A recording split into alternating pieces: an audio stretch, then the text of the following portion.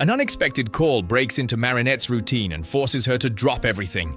On the other end, her grandfather is dealing with something he doesn't know how to put into words, a truth he's been hiding behind everyday gestures and simple excuses, even as time keeps moving forward. What seems like a small favor quickly turns into a quiet attempt to say goodbye without ever saying it out loud.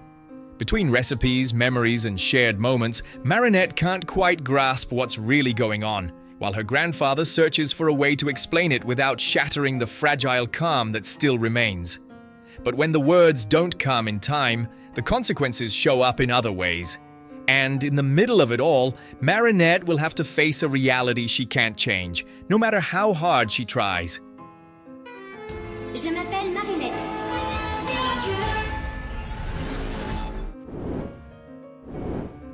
It all begins with Marinette making braciole alongside her grandmother, only to be interrupted by a message that pushes her to leave as soon as possible.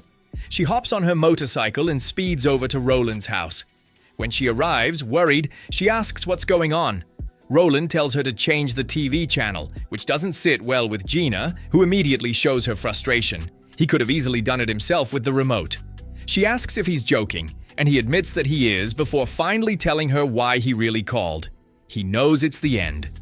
He's already sold the house and hands her the keys. Surprised, Gina asks if they'll still be able to celebrate their birthdays there, something they'll still be allowed to do, and wonders if he's going to tell Marinette. Roland refuses, saying that's not how things were done in his day. Gina reminds him that it's not his time anymore, and after noticing a wooden jar, she decides to take matters into her own hands. Meanwhile, Marinette shows Adrien over a video call how her grandfather's birthday shirts are turning out. He gets excited when he sees them and tells her he'll be waiting so they can play soccer together, hanging up as he says he's on his way. As Marinette heads downstairs, she notices her grandfather's cake and is surprised to see the number 150. Gina explains that when they were younger, they used to celebrate their birthdays together by adding their ages. Marinette is about to leave when she gets a call from her grandfather, asking her to come over as soon as possible. At first, she refuses, but Gina grabs her phone and answers for her, saying she'll be there in 10 minutes. Something Marinette isn't thrilled about, since she's more focused on her plans with Adrien. Still, she agrees after hearing her father point out that if her grandfather called, it must be important. When she arrives at Roland's house, Marinette asks what's wrong, but he can't bring himself to tell her the truth.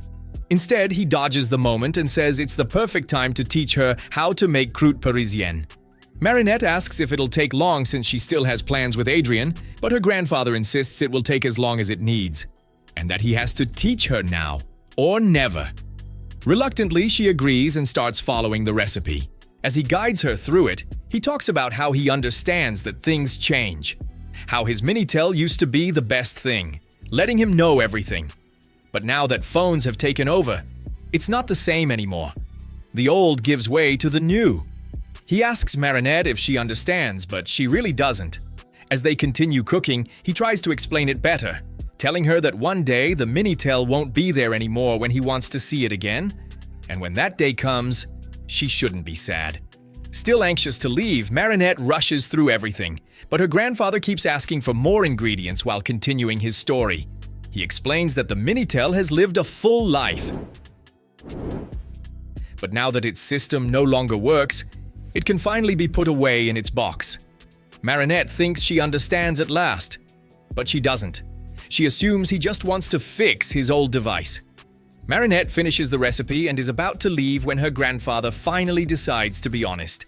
He confesses that croûte parisienne was never real, and tells her that his heart is very weak, that he can't keep up with a house full of stairs and rooms anymore, and that he'll be gone soon. Marinette refuses to accept it. They haven't had much time together as it is. That's why Roland wants to give her his sourdough starter, but Marinette turns it down, insisting it belongs with him. Heartbroken and frustrated, Marinette leaves the house, transforms, and runs across the rooftops. When she can't hold it in anymore, she de-transforms and breaks down in tears. Tiki tries to comfort her, saying they'll find a solution, but Marinette knows no magical power can fix this. At Adrien's house, Marinette channels her anger into a game of foosball, and before long, she opens up to him about what happened. Adrian understands what she's going through and tries to lift her spirits, telling her that once her grandfather is gone, the good memories will stay with her. Marinette pulls out the fake recipe, and Adrian asks if it tasted good. She admits she never tried it, and he suggests they go taste it together. Back at Roland's house, the whole family gathers to try the croûte parisienne. It turns out to be delicious.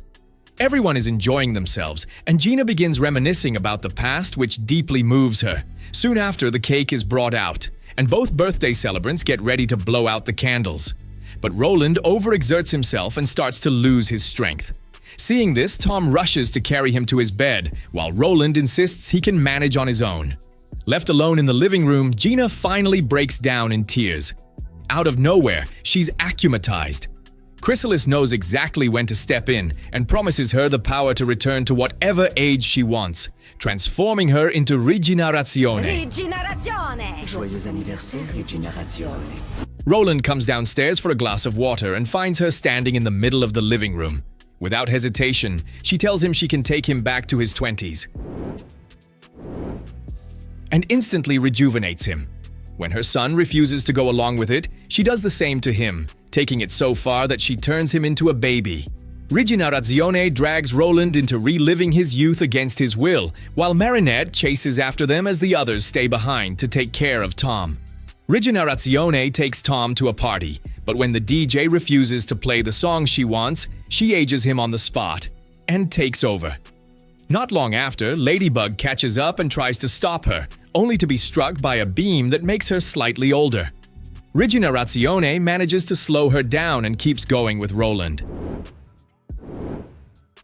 Meanwhile, back at Roland's house, Sabine places Tom in his old baby crib, something Adrien agrees with, since it gives him the chance to go after Marinette and help her. Rigenerazione and Roland arrive at a restaurant so he can finally try everything he's never had before. When she orders everything on the menu, the waiter apologizes. The kitchen is already closed. Furious, she ages him too, but she's interrupted by Ladybug and Chat Noir, who immediately notices that Ladybug looks older. As they try to dodge Rigenerazione's beam, one of the blasts misses and blows out a bus tire. Seeing the danger, Chat Noir steps in to stop it but gets hit, turning into a baby. Chrysalida sees her opening and tells Rigenerazione to take his Miraculous, but baby Chat Noir manages to escape by using Cataclysm, tumbling onto the train tracks. Ladybug saves him, but when she picks him up, he grabs one of her earrings, forcing her to put him down before she detransforms. By the time she looks back, he's gone. That's when she spots him trying to eat cookies off the ground. Cookies that crumble the moment he touches them because of his Cataclysm. That's when it clicks for Ladybug. He's left a trail of crumbs behind him. Rigenerazione takes Roland to try on new clothes, but Ladybug catches up and activates her lucky charm. A sling bag she can use to carry Chat Noir with her, forming her plan. She manages to block Rigenerazione's weapon, but Rigenerazione fires non-stop, aging Ladybug more and more as she pushes forward, her body visibly changing with each step. When she finally gets close enough, Chat Noir does his part and destroys the weapon. Rigenerazione is deakumatized and asks what just happened. Roland explains everything and tells her not to worry anymore, that he lived his life the way he wanted, and there's nothing to regret. Ladybug tosses her lucky charm into the air, restoring everyone to their proper age. She gives Gina a magical charm as a reminder to let go of regret, and the two of them leave. Elsewhere, Cerise quietly promises that her moment is coming soon. The episode ends with a time-lapse of the house slowly being emptied out. Gina keeps Roland's mice, and the bakery now serves croûte parisienne. Marinette watches her grandfather's sourdough starter and a photo of the whole family together, still carrying a quiet sadness, while Adrien listens to a song that once belonged to the older couple's love story.